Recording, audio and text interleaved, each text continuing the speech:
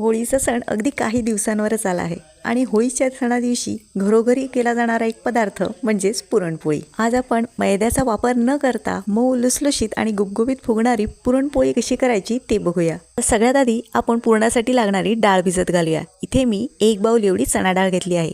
या कपाने बघितले तर 2 कप एवढी ही डाळ आहे आणि ही स्वच्छ धुवून घ्यायची। त्यानंतर पाणी घालून 2 ते 3 तासांसाठी ही झाकून ठेवायची।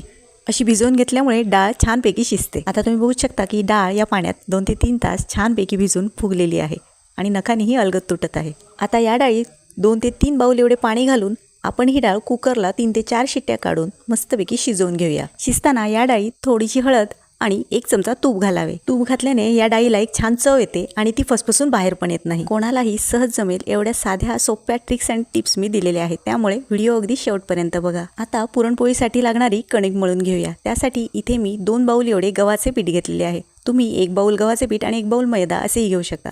सोबतच मी चवीपुरते मीठ आणि थोडीशी हळद टाकलेली आहे। थोडे थोडे पाणी घालून हे पीठ छान मऊसर असे मळून घ्या। पीठ जेवढे छान मळले जाईल तेवढीच पुरणपोळी चांगली होईल। आता थोडेसे तेल घेऊन हे पीठ छानपैकी मळून घ्या। रोजच्या चपातीच्या पिठापेक्षा थोडेसे मऊसर ठेवा।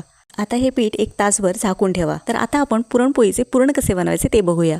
तर पुरणासाठी लागणारी डाळ छानपैकी थंड झालेली आहे। तुम्ही बघू शकता की डाळ अगदी मऊसूत अशी शिजलेली आहे। आता एका भांड्यावर जाळी ठेवून या डाळीतील सर्व पाणी गाळून घ्या। या गाळून आलेल्या पाण्याला आम्ही कट असे बोलतो आणि या कटाची आमटी केली जाते। त्यासाठी मी ही थोडीशी चणा डाळ राखून ठेवलेली आहे। चला तर मग पुरण शिजवून घेऊया।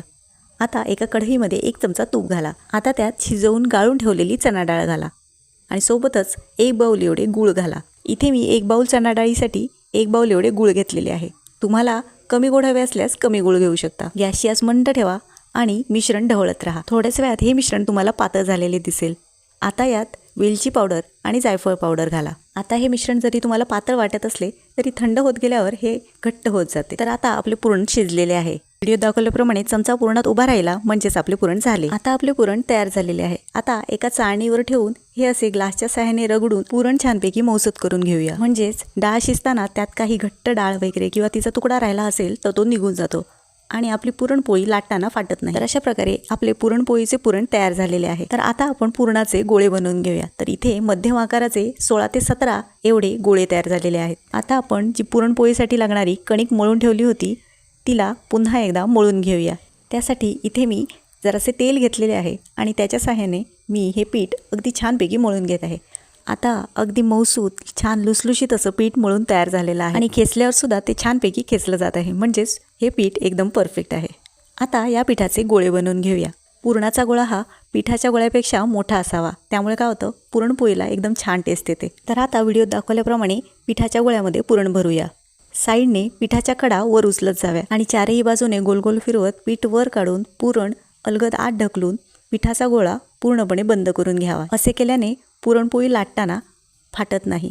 तर आपण अशाच प्रकारे इतर गोळ्यांमध्येही पुरण भरून घेऊया। तर आता सर्व पिठाच्या गोळ्यांमध्ये पुरण भरून झालेले आहे। तर आता यातील एक एक गोळा घेऊन तो पिठात घोळवावा आणि हातानेच त्याला गोल आकार द्यावा, त्यामुळे आतील पुरण चारही साईडला समांतर पसरते। आता हलक्या हाताने ही पोळी अगदी पातळ अशी लाटून घ्या। पोळी लाटताना पोळीच्या अगदी कडेकडेने लाटून नंतर मध्यभागी लाटावी, त्यामुळे काय होते पोळी अगदी समांतर लाटली जाते। पोळी अशी पातळ लाटली गेली की ती अगदी टम्म फुगते। तर तुम्ही बघू शकता की पोळी किती पातळ लाटली गेलेली आहे। आता ही पोळी अलगद हाताने उचलून तव्यावर ठेवून भाजून घ्या। पोळी एक साईडने भाजून झाली की चारही साईडने 1 चमचाभर तूप सोडा, म्हणजेच पोळी पटकन फुगून वर येईल। आता मध्यम आचेवर ही पोळी छानपैकी भाजून घ्या। आता तुम्ही बघू शकता की पोळी किती टम्म फुगलेली आहे। पीठ आणि पुरणाचे प्रमाण अगदी योग्य असेल तर पुरणपोळ्या अशा मऊसूत होतात। आता उरलेल्या पुरणपोळ्याही अशाच लाटून घेऊया। जर तुम्हाला ही पुरणपोळी अशी तव्यावर टाकता येत नसेल तर एखाद्या बटर पेपरवर ही पोळी लाटून त्या बटर पेपरच्या सहाय्याने पुरणपोळी तव्यावर अलगद ठेवता येते। पुरणपोळी पलटताना अगदी हलक्या हातानेच परता, जास्तही उलटपालट करत राहू नये।